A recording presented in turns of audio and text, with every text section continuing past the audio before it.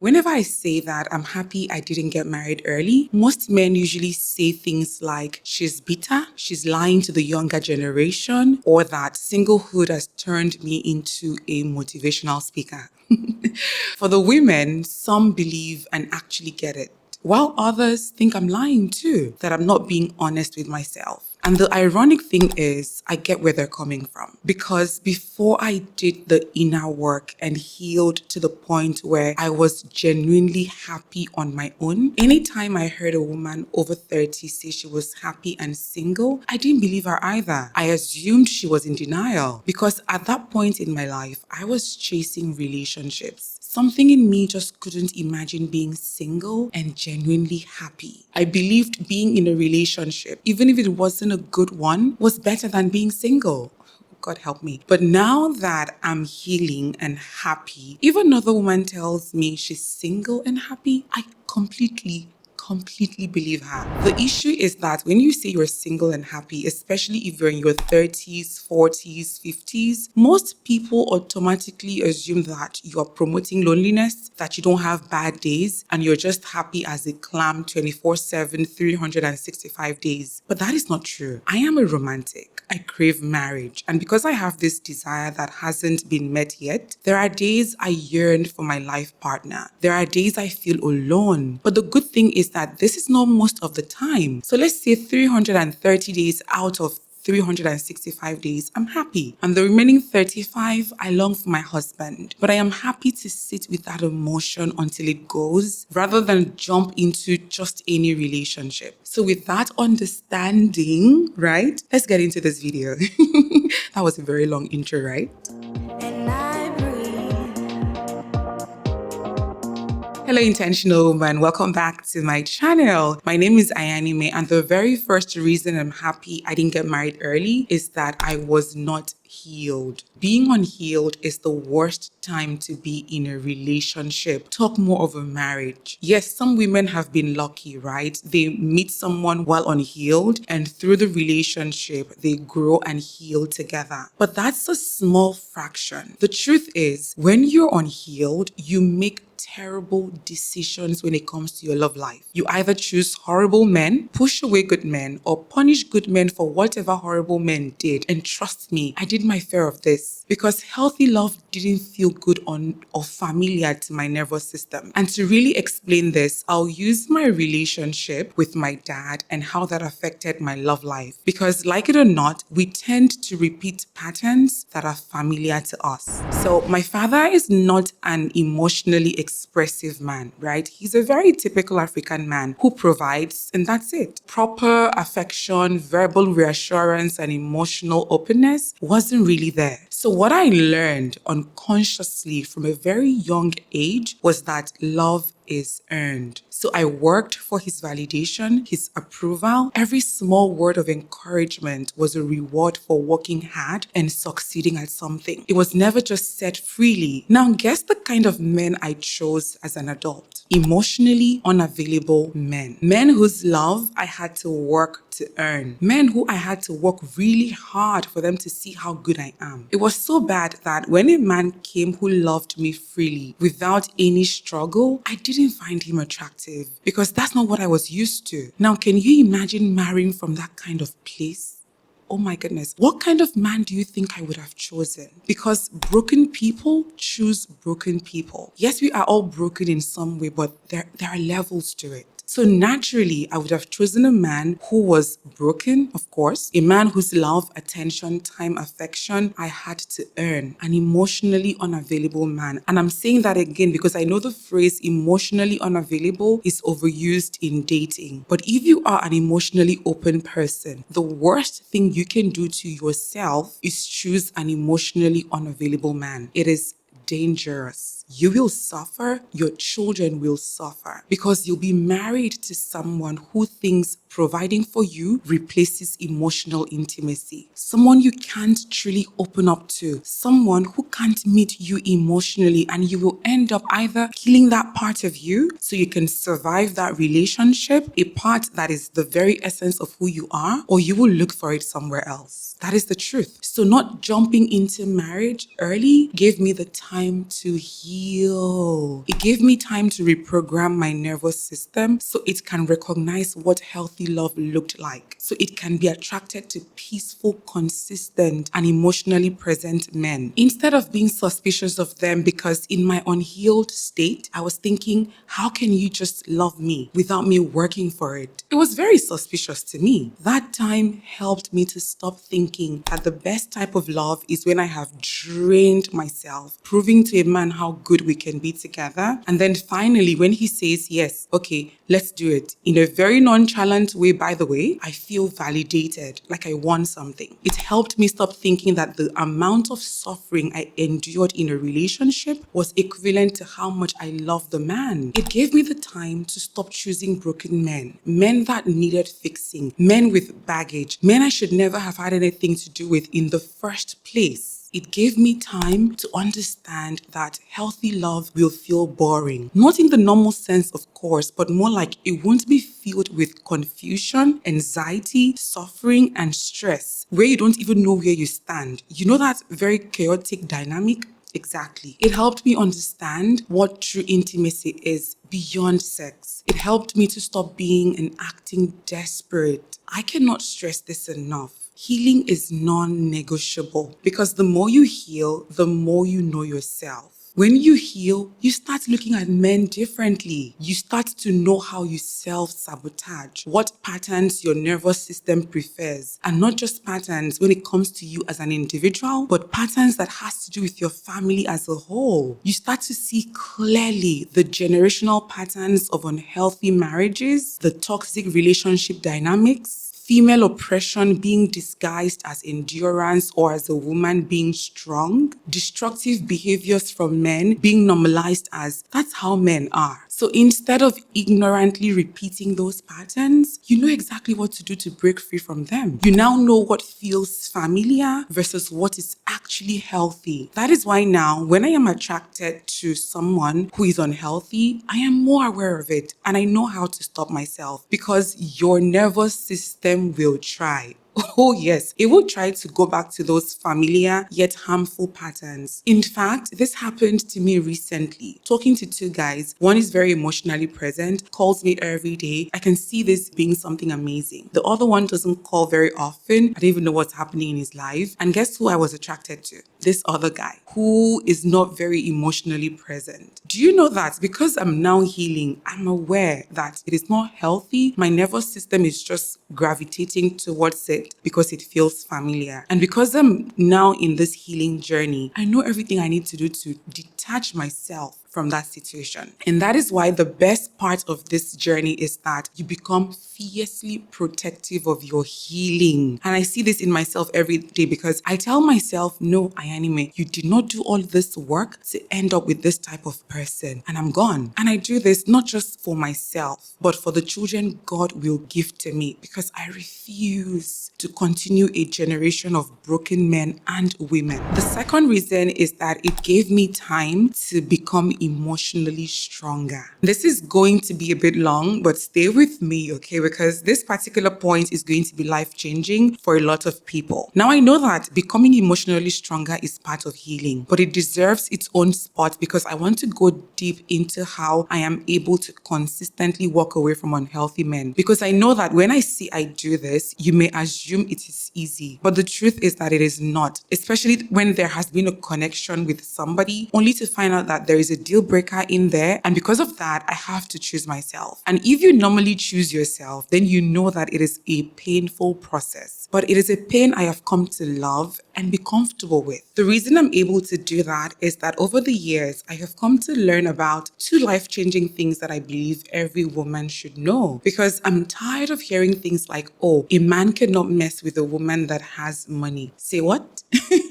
There are women who are big-time earners, breadwinners, nurturers, providers, everything in the home. Yet, the men in their lives still treat them horribly. Money is great, but it is not where your strength is. Emotional strength is where your strength is. And the first thing that helped me build that strength is understanding something called neural pathways. Yes, we are bringing science into this, but stay with me because this will change how you process emotional pain, okay? Now, before I understood this, right, I was emotionally volatile and emotionally weak. I would cry and beg and go back to a man who was wrong for me. And the main reason for that is because I couldn't deal with the pain I would feel when we had an argument or break up. But neural pathways made me understand that my brain is not some abstract part of my body, but a living thing that is at the center of who I am as a person. My habits, my triggers, my memories, my emotions, everything. And how it works is that with every relationship, a new neural pathway is created in your brain. And the more time you spend with that person through text messages, calls, dates, and bonding moments, the stronger the neural pathway. It becomes a living thing in your brain. So when that relationship ends, right, that neural pathway is essentially killed. And because it is something that was alive, your brain goes into chaos, right? It grieves, you feel pain, and your brain chemistry goes out of balance. That is why some breakups hurt just a little bit because the neural pathway wasn't very strong, while other times it feels like someone ripped your heart out because you invested so much time into keeping that pathway alive. So when I understood this biological fact, oh my goodness, processing pain and dealing with it became so much easier. I learned how to survive that pain without running back to a man who was terrible for me. I learned that all I needed to do was balance my brain chemistry. And the first way of doing this was by learning something new. That is why if you're going through a breakup or a divorce or any sort of emotional pain, really, going back to old hobbies or routines won't do very much for you because that neural pathway is already in your brain. Learning something new heals you faster because learning something new requires you using mental energy. It creates a new neural pathway that takes effort to strengthen, and most importantly, it redirects your brain's focus. I stumbled on this information by dumb luck, and it was when I called off my engagement. That time, it felt like I was going to run mad. So a friend of mine told me to register for swimming classes. And do you know what that did for me? It gave me something new to be excited about at the time when I was most in pain. And because it was a new skill, I had to use a lot of mental energy. That meant I wasn't dwelling on the pain I was going through. Most importantly, it forced me to get out of my bed instead of staying there and crying all day. My thoughts moved from how could he do this to me to how can I hold my breath for 30 seconds? How can I float? Now, that doesn't mean that the pain disappeared because it didn't. It just meant the pain did not control me. I could still function, and my brain's chemistry was getting balanced bit by bit, day by day. Did I finish that swimming classes? Not at all. But for those first few weeks, it was my lifesaver. Last year, I shared this at a workshop I was invited to. And a few months after, a woman from the workshop emailed me to say that at the time she joined the workshop, she was going through a divorce. And she was sure she was going to die from the pain she was feeling. But after my session, she wrote down everything she had always wanted to do, but kept postponing, and she decided to do it. What she chose to do was go back to school for her master's. She said it saved her life. Trust me, it is a tested and trusted principle. You will have to force yourself. Oh yes, because you're not going to feel like doing it. You will likely feel like staying in bed and crying, and there's nothing wrong with that really. But if you're still doing that after 3 weeks, then there is a problem. You need to get out of your bed and go learn something new. It doesn't have to be something big that you need to commit months to. It can be something really, really simple. I am sure you have a list of things you've always wanted to do. So that's where you start from. The second thing was learning how to truly self-soothe. soothe. This is so important, especially after an argument with your partner, where all you need to feel better is for him to come to you and say, "Oh, hon, I'm so sorry. I didn't mean to say or do that." And if you're in a relationship with an emotionally available man, that is what you will get. But if you're not, you are in a different type of hell, because now you have to walk around with that pit in your stomach, that emptiness, that pain that makes you unable to concentrate on anything else. And you know that all you need for that pain to disappear is a gentle word from him, an apology. Isn't it amazing how the man who hurts you is also the one who can take away that pain? Now, because a lot of women do not know how to deal with that pain, right? They run back to the man. They apologize and beg and give away their power just so that pain can go away. Self-soothing means getting yourself by yourself to the point where you feel okay without him needing to apologize. It means you can calm yourself, regulate your nervous system without external validation. It means you can sit with that discomfort, that uncertainty without running back to him. That, my darling, is emotional power. If I had rushed into marriage before learning how to regulate my emotions, I would have lost myself. Oh my goodness. Because what would have happened would have been, if he wrongs me, I would apologize. If he gives me silent treatment, I would beg him to talk to me. That power dynamic would have been so terrible for me. I would have constantly given away my power to whoever I chose to marry at that time. But because now I know what to do, instead of running back to a man crying, "How could you do this to me?" nagging him, begging him, or even forcing an apology from him, I self-soothe. I remind myself that I deserve someone who, when they wrong me, say they're sorry. Someone who will not do male bravado with my emotions. I remind myself that I did nothing wrong, and I will not apologize to someone who knows he has hurt me but is withholding accountability because he wants power. I'm telling you, a lot of men do this because they want to make sure that the power dynamic is in their favor. So you have to be you have to be so emotionally strong that pain becomes your best friend. And this is where I am now. I also remind myself that I will be okay and that all I need is time, because that is the truth. Give it a week and it won't hurt as much, because pain comes in waves. So when I called off my engagement, right, whenever that pain would come, I knew what I needed to do until it goes away, because feelings are visitors. They come and they go. And outside everything I've shared with you, one of the things I used to do was hug myself. And I mean literally hug myself. I would wrap my arms around myself, press my palms into my sides, my arms, my back. And what would happen is that I would get a physical sensory load that would sometimes override the emotional pain. You can go ahead and do it now. I'm telling you, if you hug yourself and squeeze yourself really tight and you begin to press into your arms, your sides, your back, and you continue to do that, literally hug yourself, you're going to get goosebumps on your body. Like this physical, very tactile, sensory overload. I used to do this, I don't even know how many times in a day. Just whenever that wave of pain would come, I would instantly hug myself. Ayanime, you deserve better. You'll be fine. You deserve better.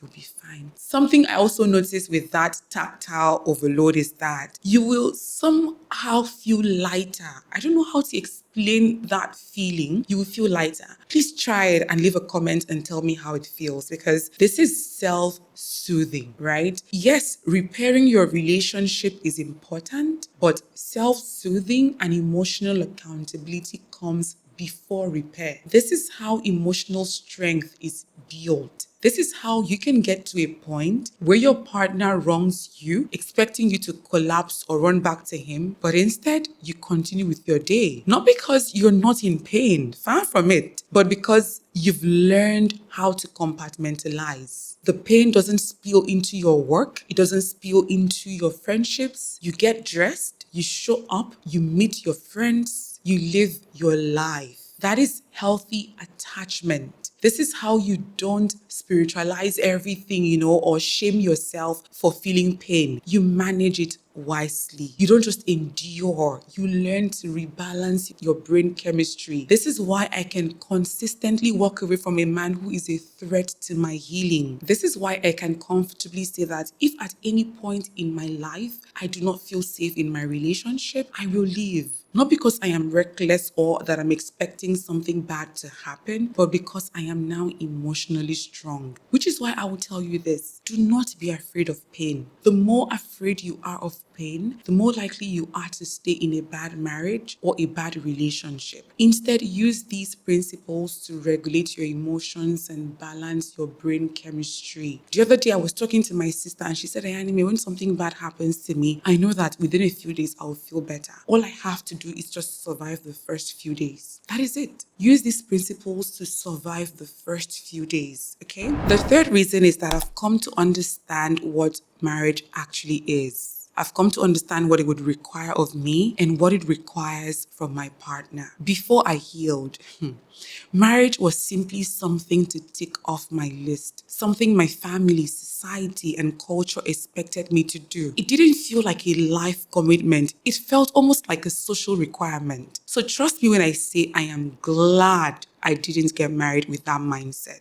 Because maybe now I would have continued building on the generation of women who endure marriage, who pray for husbands to change.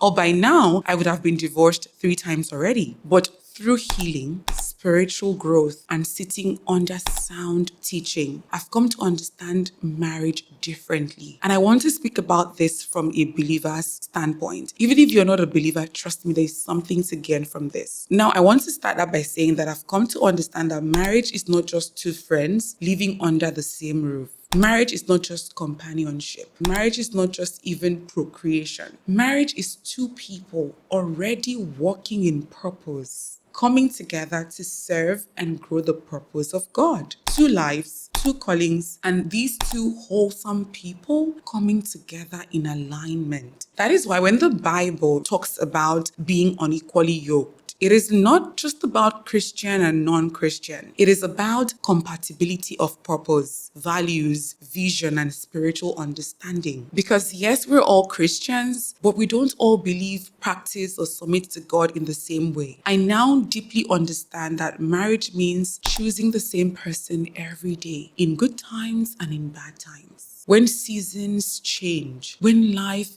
happens, when he's doing well and I'm not, when I'm doing well and he's struggling, when children come, when grandchildren come, when great-grandchildren come, I don't know. Marriage means waking up every day and choosing love, commitment, and respect, even on the days we want to strangle each other. It means respect. It means submission, not unhealthy submission, but submission to good leadership. So not getting married early freed me from seeing marriage as something to get done or something to do to please my parents, to silence society, to stop people from saying, "How are you single?" and giving relationship advice. Because I get that sometimes. Now I know that marriage is a calling and preparation matters. That is why I read, I study. I'm taking counseling and marriage classes while single because I'm preparing. If I had gotten married early, yes, marriage counseling classes in church would have been helpful. But many times it doesn't touch that deep healing work. But now I'm learning intentionally. The most exciting part of all of this is that I do not fantasize about my wedding. If you ask me now, what will my colors of the day be? Who will do my makeup, my hair? I honestly do not know. I'm telling you the truth because now I fantasize about the marriage. Oh yes. Let me tell you, my younger self would never have understood this. Okay, she wanted the big wedding, the colors, the aesthetics, the spectacle. But my healed older self thinks about the intimacy of marriage. I fantasize about the wedding night. The morning after, saying good morning to my husband and hearing good morning, Mrs. Somebody. I don't know. I'm excited about the marriage itself, about waking up next to my husband, praying together, building a home, having someone to run to, coming home to someone. The excitement has moved from the ceremony to the companionship. Don't get me wrong, okay? The ceremony is beautiful and I'll enjoy it. but healing time and understanding the purpose of marriage has shifted my excitement from the event to the life. And I'm also grateful for healing during my singleness because I won't turn my partner into my therapist or bleed all over him. Because what I've come to understand is that many marriages suffer because two unhealed people who did not even take the time to understand what marriage requires got married too early. And finally, one of the biggest reasons I'm grateful I didn't get married early is that it gave me the opportunity to live life fully as a single woman. Please don't misunderstand me, okay? You can do this with a partner, I know that. But this is my story, my journey. As someone who used to date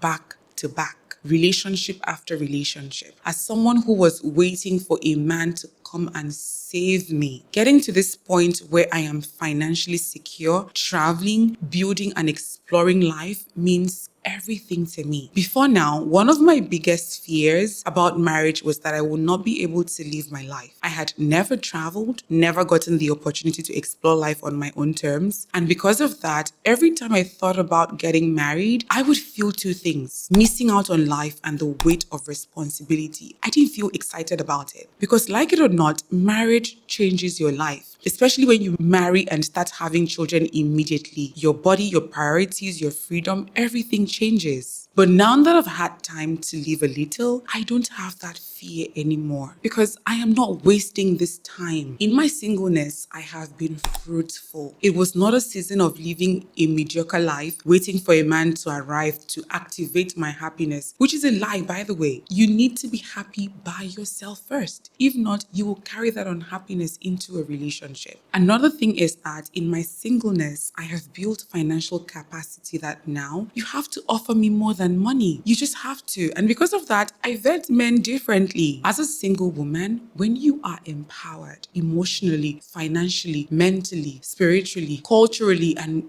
whatever rally is there, you start to see men differently. You start asking yourself, aside from money, what exactly does this man bring to my life? 9 times out of 10, you realize the answer is nothing. It's been your affection and your need to have a man in your life or a man help you financially that made him seem perfect. Healing just doesn't change who you are. It changes who you allow to stay in your life. The fact that I have been intentionally single from turning 31 to now that I'm 34 is something I am deeply proud of. This is my personal healing journey, okay? Yours might look different, but the principle is the same. Don't waste your single season. Travel, take the course, do the training, build financial stability, grow wealth, be ambitious, be joyful, be complete in yourself. Do not allow a weak man or a pick-me guilt you by saying, so as a single woman, you have a car, you have property, you're traveling. What are you now expecting a man to come and do in your life? That is absolute nonsense. Your single years is not supposed to be miserable. I will be honest. I still struggle with this. Recently, I took a look at my apartment and saw that I needed to do a serious decor upgrade. But guess what? I thought to myself, why should I have to? Can't I wait until my husband comes? Then I had to rebuke myself. I booked a consultation with an interior decorator. She came in and now I am excited for what we are working on. So whether you're single in your 30s, 40s, 50s, 60s, live your life please, so that when the man comes, you have to create space for him, not that he is the whole space. Because he's supposed to be the cherry on top of the cake, not the whole cake. God wants you to have a healthy partnership, not an unhealthy dependency. And with this level of healing, of coming to know myself, I no longer want marriage because I am scared of being alone, the society is pressuring me, or that time is running out. That is why I don't see myself as being delayed in marriage. I see myself as walking in perfect divine timing. And that's it for today's video. I'd love to hear your thoughts. Please share them with me in the comments. Are you single? Are you making the most of your singleness? Have you found joy? What did I share that resonated with you? I want to hear it all. Don't forget to like the video and subscribe if you haven't, because on this channel, I create content that helps you grow into the best version of yourself for yourself. Trust me, you will love it here. As always, be kind to yourself and I'll see you in the next video. Mwah. Bye. And I